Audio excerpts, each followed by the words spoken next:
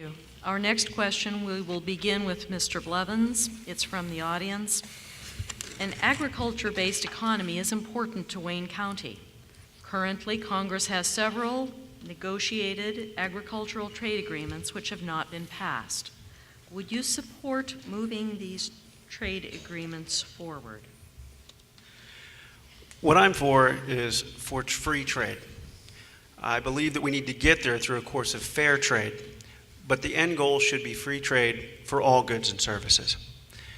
We must do it in a metered approach, though, so as to not throw off the delicate balance of our fiscal situation right now as a nation.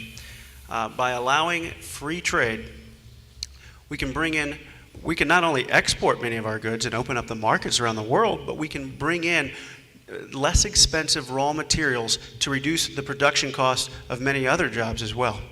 So I would like to see us moving in a direction of free trade, as I said, through the utilization of fair trade over a period of time. Thank you, Mr. Blevins. Congressman Bocheri. Agriculture is very important to Wayne County. 420-some plus dairy farms here. As a member of the Agriculture Committee in the United States House of Representatives, I recognize how important it is to this community.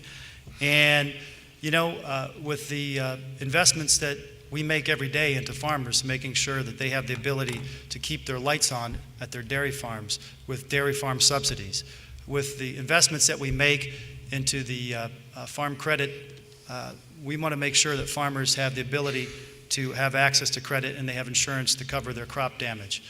These policies that were enacted in the Farm Bill help local farmers. 1 of every 7 jobs in Ohio is connected to farming. It's a $100 billion business. It's still the largest industry in the state, and we've got to make sure that our farmers are protected and they have the ability to compete fairly in the international market. One bright spot, if there is any, in our trade policy is that farmers actually have created a $28 billion trade surplus with our trade around the world. And that comes from the fact that we can produce it, we can deliver it the most efficiently than any other country in the world. And that's what makes our country so strong. Because could you imagine where we would be in World War II if we weren't able to grow our own food for Americans, if we weren't able to produce our manufactured goods to help defend our country and defend the rest of the world? That's why we need to embrace policies that suggest and protect our businesses, our local businesses, our local farmers. When we grow it, build it, and assemble it here in America, our country is stronger.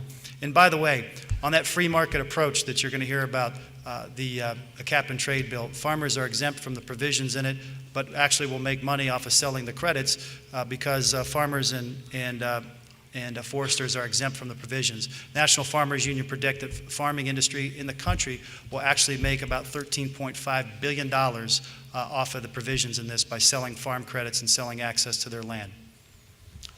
Thank you. Mr. Renacci. Yeah, the question was, I think, should Congress move forward on the free trade agreements, correct? The end of the question read, would you support moving the free trade agreements forward? Absolutely. Yeah, okay. Well, here's, again, agriculture is important to Wayne County and it is important to the 16th district. Today, we have trade agreements, agriculture trade agreements that are now being talked with Mexico and Canada, and the United States is being left out because we have not moved forward. We need to move forward. Agriculture is important. Free trade in agriculture is important. We need to be able to move forward so Wayne County, the 16th district, and the agriculture industry has the opportunities in the free trade agreements as they're moving forward today. But right now, the United States is being left off. And I would be one that believes we need to move forward with those agreements and get those in place. Thank you, Mr. Renacci. Our next question is from the audience, and we'll begin with Congressman Bocheri. Do you support renewing the Workforce Investment Act? Why or why not? I do support renewing our Workforce Investment Act because those are dollars that come back from the federal government, and we invest in our workforce to retrain, upskill, and ready our workforce to compete in the 21st century.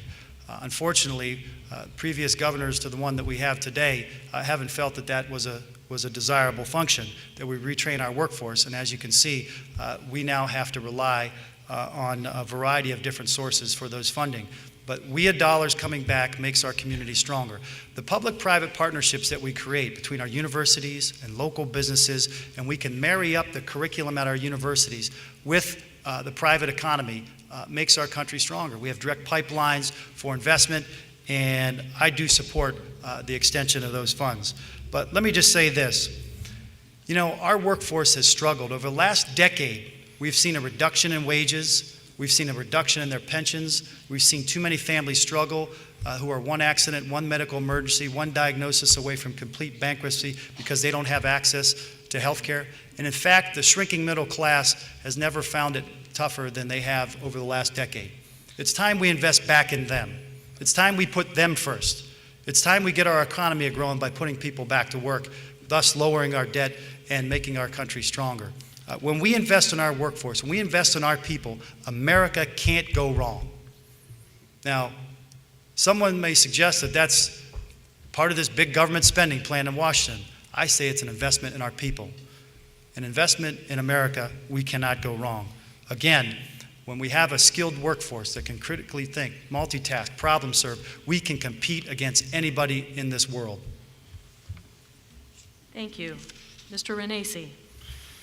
I believe that the greatest way to develop our workforce is to give our opportunity to our small businesses and give them the opportunity with less taxes, less health care expenditure, less taxes, and we talked about health care, taxes, and of course cap and trade. If you can give the small businesses those opportunities and those dollars, and they will reinvest it back and grow their business. There are not businesses out there today that want to sit back and not reinvest in their business or not reinvest in their workforce, but they definitely need the certainty and predictability that they don't have.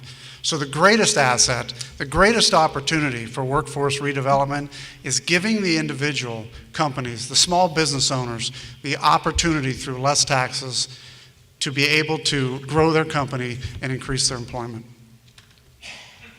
Thank you, Mr. Renacci. Mr. Blevins. Again, I get back to the Constitution. The Constitution does not give the federal government the authority to subsidize training that will be utilized by the private enterprise. By reducing spending and taxes on all Americans and businesses, we free up the capital necessary for small businesses to use that money in training more efficiently, I might add, the workforce of America. Thank you, Mr. Blevins. The next question, we will begin with Mr. Renacci. What do you need from us as responsible citizens to maximize your effectiveness?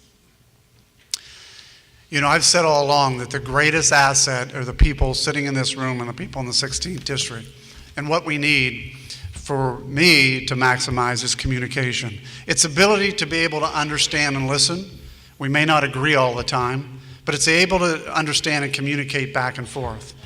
When I was mayor, I used to say that my greatest asset was the people of the city of Wadsworth, and I figured out a way to communicate very strongly with them by going to them. Now I realize the 16th district is a little bit bigger than the city of Wadsworth, but I can tell you my greatest asset has always been listening to the people I represent, listening to the people I employ, listening to those that especially here in the 16th district. I think we've gotten away from listening. I think we've gotten away from being represented properly. I think we've gotten away from the ability for you, all of you, to have the opportunity to get a good answer. I know the one thing that I've heard over the last year and 2 months that I've been traveling the district is my congressman doesn't get back to me. Or if he does, he gives me a form letter. That's not a good answer. We need to be able to hear from you. We need to be able to understand your concerns. And as I say, we may not agree all the time, but at least I'm going to listen. You're going to understand where I'm coming from, and I'm going to work very hard. I say this, if you give me the opportunity to serve you in Congress, I will never fear standing in front of you and asking for your input and your questions like some congressmen have done in the country. And of course, my opponent has had a very difficult time doing public appearances where he stands in front of you. I think it's very important that you are there and that we do listen. Thank you, Mr. Blevins. In my experiences as a retail and restaurant manager, I have developed the ability to communicate with many people from different cultures as well as social economic standings. This ability, I do believe, is a very important asset necessary in Congress, because I too believe that we haven't been listened to for quite some time. Also, as a businessman, I have learned not only the business side of things, but the human side. And on the human side, you have to be able to listen and help them when you can. And when you can't, you have to be able to stand firm and tell them, I don't have the constitutional authority to do this, but I can guide you and direct you to where you might be able to obtain the help that you need. So my strengths, my abilities, my assets to get this job done would be my ability to keep the government within the confines of the United States Constitution. Thank you, Mr. Blevins. Congressman Bocheri. Thank you. I happen to agree with Mr. Reyes on this point, is that we may wear different jerseys, but we're all playing for America. And the partisan bickering that we sometimes hear in Washington, oftentimes here in Washington, has channeled us into our corners.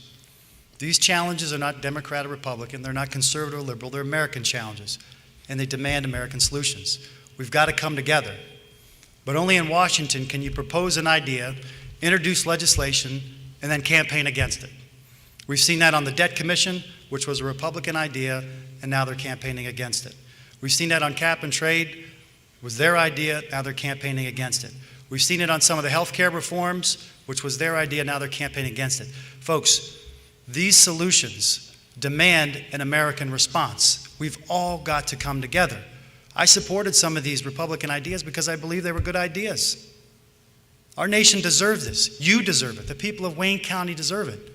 And I think you're all waking up today and starting to scratch your head and question some of these crazy ads that you're seeing about all these special interest groups running the politics of personal destruction. You look at some of the things that are being said across the board, and we've got to make sure that we understand that we need to work together to get these problems fixed. You know, I've staked out the loneliest place in Washington, I feel sometimes. The loneliest place in Washington, the territory I stand on. It's right in the middle. National Review has evaluated me as one of the most moderate centrist members of Congress, 234 out of 435. And I hear oftentimes about voting records and things of such. I've supported the Republicans out of 1,522 votes 877 times. Because if it's a good idea for America, if it's a good idea because it was introduced by a conservative or by a liberal, I'm going to support it because it's right for our country. And that's what we need more of in Washington.